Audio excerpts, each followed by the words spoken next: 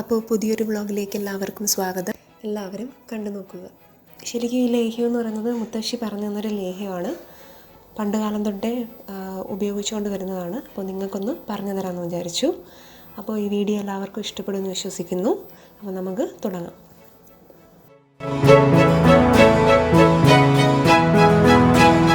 വ്യത്യസ്തമായൊരു കർക്കിടക special ലേഹ്യം. കർക്കിടക സ്പെഷ്യലിൻ്റെ ഞാനൊന്നും ചെയ്തില്ലല്ലോ, അപ്പോൾ ഇത് ചെയ്യാമെന്ന് വിചാരിച്ചു. ഇത് വെച്ച് കഴിച്ചു കഴിഞ്ഞാൽ സൗന്ദര്യം കൂടും, ശരീരപുഷ്ടിക്ക് നല്ലതാണ്, ദേഹം നന്നായിട്ട് തണുക്കും, നമ്മുടെ ശരീരത്തിന് തണുപ്പ്. ചുമന്നുള്ളി എന്ന് പറയുന്നത് തണുപ്പാണ്. അപ്പോൾ ഇത് നല്ലൊരു ലേഹ്യമാണ്, പ്രസവരക്ഷയ്ക്ക് കൊടുക്കുന്നൊരു ലേഹ്യമാണ്. അപ്പോൾ ഇത് എങ്ങനെ തയ്യാറാക്കാമെന്ന് നമുക്ക് നോക്കാം.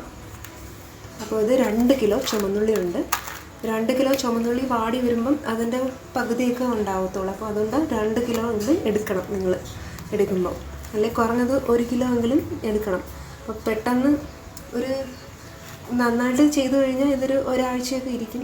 ഇവിടെ തേങ്ങാപ്പാൽ എടുത്തിട്ടുണ്ട്. തേങ്ങാപ്പാൽ ഏകദേശം 1/2 കപ്പോളം തേങ്ങാപ്പാൽ വേണം. അതിൽ ഞാൻ 1-ാം പാലാണ് ഇത് പിഴിഞ്ഞ് വെച്ചേക്കുന്നത്. ഇപ്പം നമ്മൾ പായസമൊന്നുമല്ല ഉണ്ടാക്കുന്നത്, ലേഹ്യമാണ്.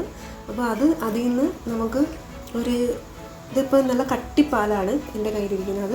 ഏകദേശം ഒരു 1/4 കപ്പ് നമ്മൾ മാറ്റി വെക്കും. ചുമന്നുള്ളി തന്നെ വെള്ളമുണ്ട്, ഒരുപാട് വെള്ളം ചേർക്കരുത്. ഇനി വേണ്ടത് കരിപ്പെട്ടി പാം ജാഗരിയാണ്. അപ്പോൾ ഇത് ശുദ്ധമായിട്ടുള്ള കരിപ്പെട്ടിയാണ്. നമ്മളിതിനകത്ത് വെള്ളമൊന്നും ചേർക്കുന്നില്ല, അരിക്കാതെ തന്നെ ഇങ്ങനെ തന്നെ ചേർക്കുവാണ്. 500 ഗ്രാം കരിപ്പെട്ടി ഉണ്ട്. ഇതാണ് നമ്മൾ ശരിക്കും ചേർക്കുന്നത്. ഹെൽത്തി ആയിട്ടുള്ളൊരു ലേഹ്യമാണ്, അപ്പോൾ തീർച്ചയായിട്ടും ഉണ്ടാക്കണം. വളരെ കുറച്ച് മാത്രം നെയ്യ് ചേർക്കുന്നുള്ളൂ. അപ്പോൾ അത് നെയ്യും വേണം. 4 ഇൻഗ്രീഡിയൻസ് ആണ് ആവശ്യം. നമുക്കിനി തുടങ്ങാം. ഞാൻ ഇവിടെ ചതച്ചിട്ടുണ്ട്, എന്നിട്ട് ബാക്കിയില്ല. അപ്പം നമുക്കിനി ചെറിയ ഉള്ളി വെച്ചിട്ടുള്ള ലേഹ്യം ഉണ്ടാക്കാം. അപ്പോൾ ഞാനിവിടെ ഈ ഉരുളിയിലാണ് ചെയ്യുന്നത്. അപ്പോൾ ഞാൻ അടുപ്പ് കത്തിച്ചിട്ടുണ്ട്. അപ്പോൾ നമുക്കിനി ഉള്ളി ലേഹ്യം തയ്യാറാക്കാം. ഉള്ളിയൊക്കെ ഒന്ന് തൊലിക്കാനുള്ള ഒരു പാട് മാത്രമേ ഉള്ളൂ ഇവിടെ. അപ്പം ഇതൊന്ന് ചൂടായി വരട്ടെ. ഇത് ചൂടായി കഴിഞ്ഞാൽ പിന്നെ നമുക്ക് എളുപ്പമായി കാര്യം. അപ്പോൾ നമുക്ക് ചൂടായിട്ട് കാണിക്കാം. നെയ്യ് ഒഴിച്ചു. നെയ്യ് വരുന്നത് അടി പിടിക്കാതിരിക്കാനാണ്.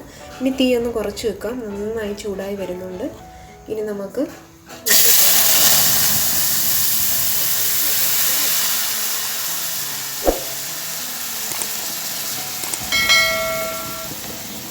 ഉള്ളി ചേർത്തു. ജസ്റ്റ് ഒന്ന് വഴറ്റുക. ആ നെയ്യും കിട്ടണം.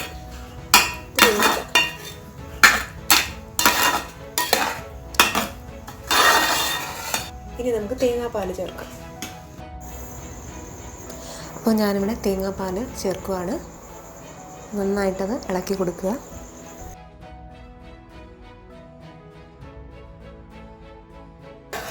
ഇനി നന്നായിട്ട് ഇളക്കി കൊടുക്കുക.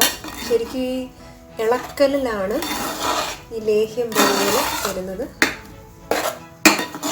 ഇനി നമുക്ക് മീഡിയം ഫ്ലെയിമിലോട്ട് മാറ്റാം, ലോ ഫ്ലെയിമിൽ നിന്ന്.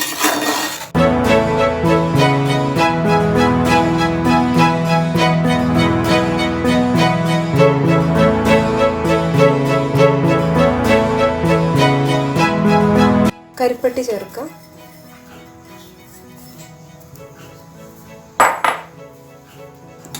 ഉണ്ടോ?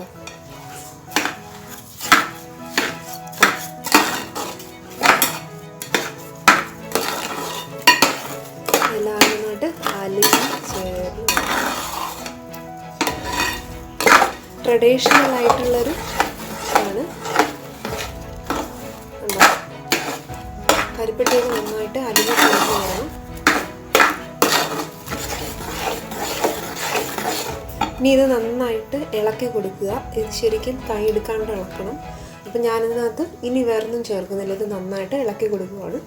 അപ്പോൾ നമുക്ക് ഇളക്കി കൊടുക്കാം.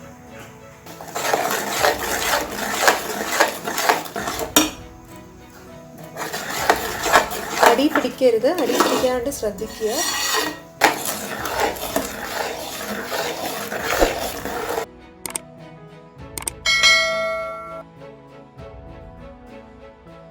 ഉള്ളി നന്നായിട്ട് വെന്ത് അതിനകത്ത് നിന്ന് ആ സത്തെല്ലാം ഇറങ്ങി കുറുകി വരും. ഇത് ശരിക്കും പഴയ കാലത്തെ പണ്ട് നമ്മുടെ മുത്തശ്ശിമാരുടെയൊക്കെ കാലഘട്ടത്തിലുള്ള ഒരു ലേഹ്യമാണ്. പലർക്കും ഇതിനെപ്പറ്റി അറിയത്തില്ല. അപ്പോൾ കുറച്ച് കഷ്ടപ്പെടാനൊന്നുമില്ല. ഇതിപ്പോൾ ചുമന്നുള്ളി ഇട്ട് കഴിഞ്ഞാൽ ഒരു ടേസ്റ്റ് ഉണ്ട്, വേറൊരു ടേസ്റ്റ് അല്ലേ.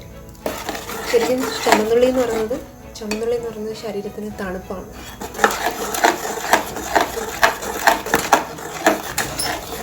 ഇപ്പോൾ കണ്ടോ, അതിനകത്ത് ഇത് നല്ല ചൂടായിട്ട് കിടക്കും. അതുകൊണ്ട് അത് തന്നെ അതിന് നമ്മൾ ചെയ്യേണ്ട കാര്യമില്ല. പിന്നെ ഇളക്കി കൊടുക്കുക എന്നുള്ളൊരു പരിപാടിയുണ്ട്. അതിൽ നന്നായിട്ട് ഇളക്കി കൊടുത്തുകൊണ്ടിരിക്കണം. അപ്പം ഞാനിവിടെ 500 ഗ്രാം കരിപ്പട്ടിയാണ് ചേർത്തേക്കുന്നത്. നിങ്ങൾക്ക് ആവശ്യമുണ്ടെങ്കിൽ കുറച്ചും കൂടെ ചേർക്കുക. അത് മധുരം അതിൻ്റെ ആവശ്യമേ ഉള്ളൂ. നന്നായിട്ട് അരിഞ്ഞ് വരുമ്പോൾ ഇടയ്ക്ക് വേണമെങ്കിൽ ആവശ്യമുണ്ടെങ്കിൽ നെയ്യ് ചേർക്കാം. നെയ്യ് ചേർക്കണമെന്നില്ല, അത് ചേർക്കില്ല. ഏറ്റവും അവസാനം നെയ്യ് ചേർക്കാൻ കുറച്ചുകൂടെ നല്ലതാണ്. അപ്പോൾ വല്ലപ്പോഴും നിങ്ങൾക്ക് സമയം കിട്ടുമ്പോൾ ഇങ്ങനൊരു ലേഹ്യം തയ്യാറാക്കി നോക്കുക. അപ്പോൾ വളരെ നല്ലതായിരിക്കും. ചുമന്നുള്ളി നമ്മൾ വീട്ടിന് ആവശ്യത്തിനൊക്കെ വാങ്ങിക്കുമല്ലോ, കുറച്ചധികം വാങ്ങിച്ചു കഴിഞ്ഞാൽ ഇതുപോലെ ചെയ്യാം. കണ്ടോ, നന്നായിട്ടിങ്ങനെ കുറേ ഇങ്ങനെ ഇളക്കണം. ഇളക്കി വരുന്നില്ല, കുറുകി വരുന്നുണ്ട്. ഇനിയും ഇളക്കണം. ശരിക്കും വെന്ത് വരുന്നതേ ഉള്ളൂ. നന്നായിട്ട് ഇളകി വരണം. അപ്പം ഞാൻ നന്നായിട്ട് ഇളക്കട്ടെ. പകുതി സ്റ്റേജ് ആകുമ്പോൾ കാണിക്കാം. ഇടയ്ക്ക് കുറച്ച് നെയ്യ് ചേർക്കാം, അപ്പോൾ ഒരു ടേസ്റ്റ് കിട്ടും. രസവരക്ഷയ്ക്ക് ഏറ്റവും ബെസ്റ്റ് സാധനമാണ്. അതേപോലെ തന്നെ ശരീരപുഷ്ടിക്കും നല്ലതാണ്. എല്ലാവരും ഇതൊന്ന് ശ്രമിച്ചു നോക്കണം ചെയ്യാൻ.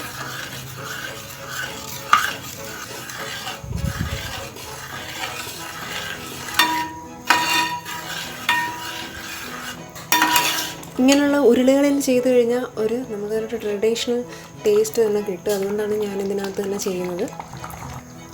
ഇത് ശരിക്കും ഫുള്ളായിട്ട് കാണിച്ചു കഴിഞ്ഞാൽ ലോങ് വീഡിയോ ആയി പോവും. അത് ഷോർട്ടാക്കി ചെയ്യുന്നത് കൊണ്ടാണ് ഇങ്ങനെ എടുക്കുന്നത്.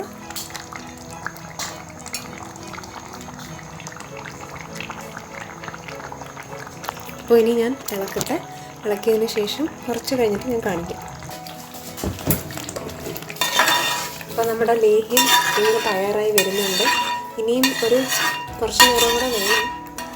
ഞാനിവിടെ ഇളക്കുവാണ്. അടി പിടിക്കാതെ നോക്കുക.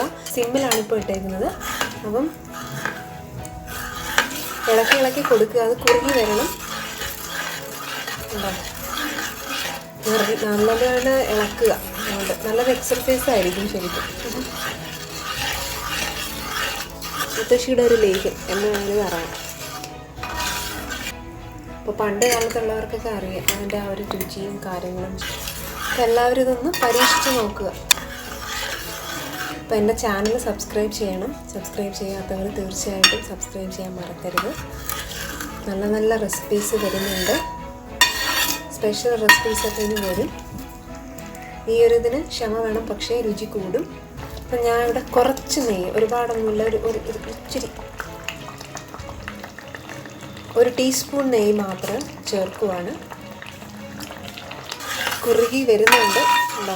ഏകദേശം നിങ്ങൾ ചെയ്യുമ്പോൾ ഇതുപോലുള്ള ഉരുളിയിൽ ചെയ്യാൻ നോക്കുക. അപ്പോൾ ടേസ്റ്റ് കിട്ടും.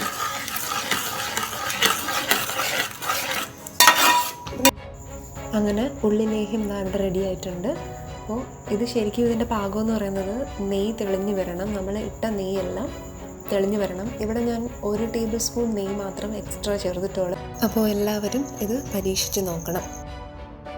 അപ്പോൾ എല്ലാവർക്കും എൻ്റെ വീഡിയോ ഇഷ്ടപ്പെട്ടെന്ന് വിശ്വസിക്കുക. സബ്സ്ക്രൈബ് ചെയ്യണം. മറ്റൊരു വീഡിയോയുമായിട്ട് വീണ്ടും കാണാം. Thank you.